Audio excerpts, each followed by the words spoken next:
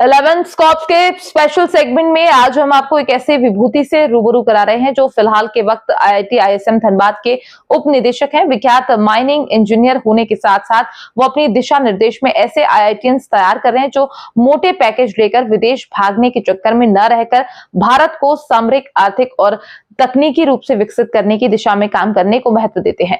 हमारे विशेष संवाददाता राजकुमार जायसवाल ने उनसे बात की और उनके जीवन के कई अनछुए पहलुओं को जानने की कोशिश की। नमस्कार, मैं राजकुमार जायसवाल, 11 स्कोप देख रहे हैं आप। और हमारे साथ आज हैं प्रोफेसर धीरज कुमार, आईआईटी आईएसएम के उप निदेशक। सर, सबसे पहले तो 11 स्कोप में आपका स्वागत। सर, थोड़ा सा आमतौर पर लोग जानते हैं कि एक डिप्टी डायरेक्टर हैं, आपकी प्लानिंग को लोग देखते हैं, आप बड़े बड़े जो प्रोजेक्ट होते हैं उस पर काम करते हैं, तो उस प्रोजेक्ट पर आपकी बातें होती हैं। लेकिन सर, आपको लोग कई दफ़ा होता है कि जानना चाहते हैं, तो हम अपने दर्शकों से थोड़ा सा, जो लोग हमको आज देख रहे होंगे, उनसे वो इस बात को जानने के लिए उत्सुक हैं कि प्रोफेसर धीरज कुमार के नाम के साथ एक जब कभी वो बालक रहे होंगे तो कैसे मन में आया कि इस क्षेत्र में आना है, इंजीनियरिंग के क्षेत्र में आना है, प्राध्यापक बनना है, या फिर एक बड़े संस्थान को डील करने की दिशा में धीरे धीरे आगे बढ़ना है। तो वो सोच कब डेवलप हुई थी? बहुत बहुत धन्यवाद आपका, जय राजकुमार जी। आपने बहुत ही सही क्वेश्चन पूछा है। जनरली क्या होता है, एक लोग जब एक किसी मुकाम पे पहुंचते हैं तो अपने पास्ट को भूल जाते हैं, पास्ट को देखना भी नहीं चाहते हैं। But at the same time sometime क्या होता है कि आपका जो पास्ट है आपको प्रेरित करता है कि तुम किस जगह से आए हो और किस जगह तुमको जाना है। तो बिल्कुल, मैं तो अभी एक माइनिंग इंजीनियर भी हूँ और एक माइनिंग का प्रोफेसर भी हूँ और तीन कंपनी में डायरेक्टर भी हूँ। 6-8 कंपनीज़ है उसमें डायरेक्टर भी हूँ और आईआईटी आईएसएम का डिप्टी डायरेक्टर भी हूँ। ये फैक्ट है। बट हमारी इतिहास हमसे जुड़ी हुई है। मैं एक समय में एक जो सरकारी विद्यालय हुआ करती थी बिहार में, वहाँ से भी मैं पढ़ा हुआ हूँ। उसके बाद जो हमारी इंटरमीडिएट है वो Bihar school education, Bihar intermediate council, ये सब से हुई है, जहाँ अंग्रेजी एकदम ही नहीं चलता था, शुद्ध हिंदी में हमने अपनी पढ़ाई की। तो हमारे घर में हम पहले इंजीनियर भी थे। हमारे घर मतलब पूरे ख़ानदान में कोई इंजीनियर नहीं थे हमारे। तो आप समझ सकते हैं कि एक ग्रामीण परिवेश से निकल के कोई एक व्यक्ति आपका शहरी परिवेश में आ रहा है और शहरी परिवेश में आके एक नित्य प्रतिदिन एक छलांग लगाने की कोशिश कर रहा है जहाँ पे कोई बैकिंग नहीं है। उस कंडीशन में उस व्यक्ति के लिए क्या डिफ़िकल्टीज हो सकती है इस जगह पे पहुँचने के लिए। But at the same time ये भी सत्य है कि अगर आप कठिन परिश्रम करते हैं, लगन आप में है और जो लगन है किसी सोच के साथ है, तो आप अपनी मुकाम को छूते हैं। और यही हमारे साथ भी हुआ। तो हमने ग्रामीण परिवेश से निकल के एक शहरी परिवेश में आए। एक इंजीनियरिंग का हमने ख्वाब देखा, हमें माइनिंग इंजीनियरिंग पढ़ने का मौका मिला और इसी विद्यालय से हमें अपना पोस्ट ग्रेजुएट एजुकेशन भी करने का मौका मिला। फिर हमने अपनी पीएचडी आईआईटी खड़गपुर से की। जब हमने पीएचडी आईआईटी खड़गपुर से की तो उसके बाद मुझे लगा, मुझे जॉब मिल गई थी, एलएनटी में जॉब भी मिल गई थी, तो और मैंने एलएनटी में भी जॉब किया। कुछ दिन में जो भी आज किट यूनिवर्सिटी है उसमें भी हमने कुछ दिन जॉब किया। करने के बाद फिर हमारे दिमाग में एक आया कि हम किसके लिए बने हैं, हम सोसाइटी के लिए बने हैं। हम पैकेज देखें, सैलरी देखें, इससे अच्छा है कि हम जिस जगह को बिलोंग करते हैं, जहाँ से हमारा जन्म स्थान है, वहाँ जाके हम क्यों नहीं फिर से कुछ इसी ढंग के कार्यक्रम को करें। तो हमने आईएसएम को अप्लाई किया, क्योंकि माइनिंग क्षेत्र में आईएसएम अपने आप में विश्व विख्यात इंस्टीट्यूट था और पहले ही अटेंड मेरी सिलेक्शन भी हो गई आईएसएम में। मैं आईएसएम में भी जब ज्वाइन किया तो जो सबसे नीचे का जो फैकल्टी का पोजीशन होता है लेक्चरर, वो भी कॉन्ट्रैक्ट पे, तो लेक्चरर का एक स्किल बढ़ा के उन्होंने सीनियर लेक्चरर ऑन कॉन्ट्रैक्ट दिया। जबकि इंडस्ट्री जिसमें मैं एलएनटी में था, हमारी सैलरी बहुत ज़्यादा थी। यहाँ से घर, मकान जो कहते हैं आप, बंगलो टाइप का मकान था, गाड़ी थी, सारी फैसिलिटीज़ थी। बट उसको छोड़ के मैं सोचा कि नहीं, अपने देश के जिस भाग से हम आए हैं उस भाग में अगर हम कुछ अपना कंट्रीब्यूट कर सकें तो अच्छा है। तो शुरुआत के 1-2 सालों में हमें इस विद्यालय में, जब इस विद्यालय का नाम इंडियन स्कूल ऑफ माइंस था उस समय, और जो चैम्बर्स हमारे हुआ करती थी, लकड़ी का पार्टीशन, एसी नहीं था, पंखा भी 1926 का पंखा हमसे पूछ रहा था तुम यहाँ क्यों ज्वाइन कर रहे हो, यहाँ क्यों आए हो, गाड़ी नहीं था। तो एक मतलब डिफ़िकल्ट माहौल था हमारे लिए। 1 साल मतलब मैं गलत किया हूँ, सही किया हूँ, बट आप कहना है कि आप कठिनाइयों से जूझना अगर सीखते हैं तो कुछ न कुछ आप हासिल करते ही करते हैं। तो यहाँ के जो हमारे सीनियर्स थे उस समय, क्योंकि मैं इस विद्यालय से पढ़ा हुआ हूँ, तो हमारे सीनियर्स थे, सारे टीचर्स हमारे टीचर्स ही थे, तो उन्होंने सांत्वना देते रहे हमें और हमें आगे बढ़ने के लिए प्रेरित करते रहे। और उनकी प्रेरणा के फलस्वरूप मुझे कभी पीछे देखने का मौका नहीं मिला। हम नित्य प्रतिदिन आगे बढ़ते रहे और आज हम आप लोगों के बीच हैं।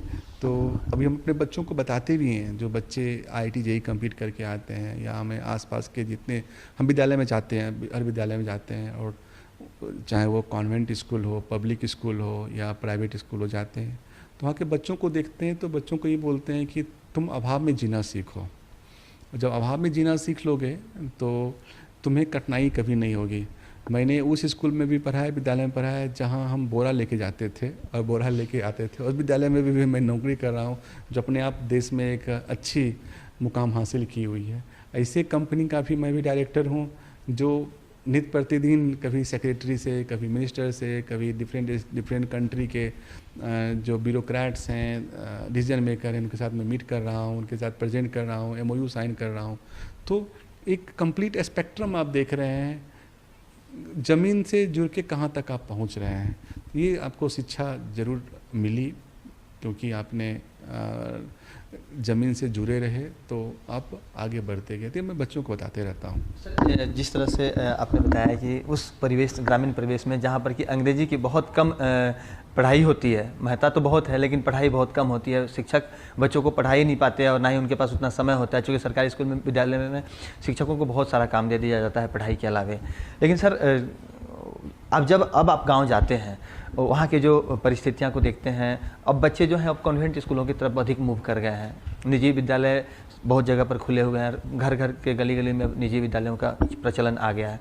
लेकिन सर, उस वक्त की जो बातें थीं, कुछ ऐसी चीज़ें होंगी सर जो आपको बहुत अच्छा लगता होगा पढ़ाई के समय में, जो आज के समय में बच्चे उसको नहीं करना चाहेंगे। तो ऐसे कुछ कौन से खेल थे जिसको आपने उस उम्र में खेला है और अब आपको लगता है कि ये कोई सपना जैसा था? बिल्कुल सही आप कह रहे हैं कि जो लुक्का छिपी खेल, कबड्डी, बुढ़िया कबड्डी, इस ढंग के जो खेल और भावनाओं के साथ खेलने का ही होता था। अपने दोस्तों के साथ, बच्चों के साथ ग्रुप बना के, शाम 4 बजता था विद्यालय में, छुट्टी होती थी, आए घर में थोड़ा बहुत कुछ नाश्ता का कल्चर होता नहीं था घर में, जो पानी मिला, सत्तू मिला, चावल मिला, चूरा मिला, जो मिला, भुंजा मिला, कुछ भी मिला, वो लेके आपने तुरंत ये कर लिए, आप आगे बढ़ गए। और आगे बढ़ के जो मैदान में जाके जो 2 घंटे की आपकी जो व्यायाम चलती थी, 2 घंटे लगता था, वो जीवन का सबसे अच्छा यादगार जीवन है 2 घंटों का। 2 घंटों के लिए हमने घर में पूरी हमारी ये हो जाती थी, ये 2 घंटा जाएंगे, चाहे किसी का शादी हो, किसी का कोई कल्चरल प्रोग्राम हो, फेस्टिवल हो, कहीं नहीं जाना है, 2 घंटा हमारे लिए महत्वपूर्ण हुआ करती थी। वो हम मिस करते हैं, अभी हमारे बच्चे मिस करते हैं। वो सारे बच्चे अभी मोबाइल फ़ोन के एडिक्टेड हैं। मोबाइल फ़ोन एक डिस्ट्रक्शन का बहुत अच्छा मोड बना हुआ है। इसकी अच्छाइयाँ भी हैं, बट अच्छाइयों के साथ बहुत सारी बुराइयाँ भी समेट के ले आई हैं। तो ये तो समझ में आ रहा है अभी कि बच्चे, ये आज के बच्चे जो मैं भी फील कर रहा हूँ, हमारे घर में अपने बच्चों को देख रहा हूँ, ये महरूम हो रहे हैं बच्चे इस चीज़ से।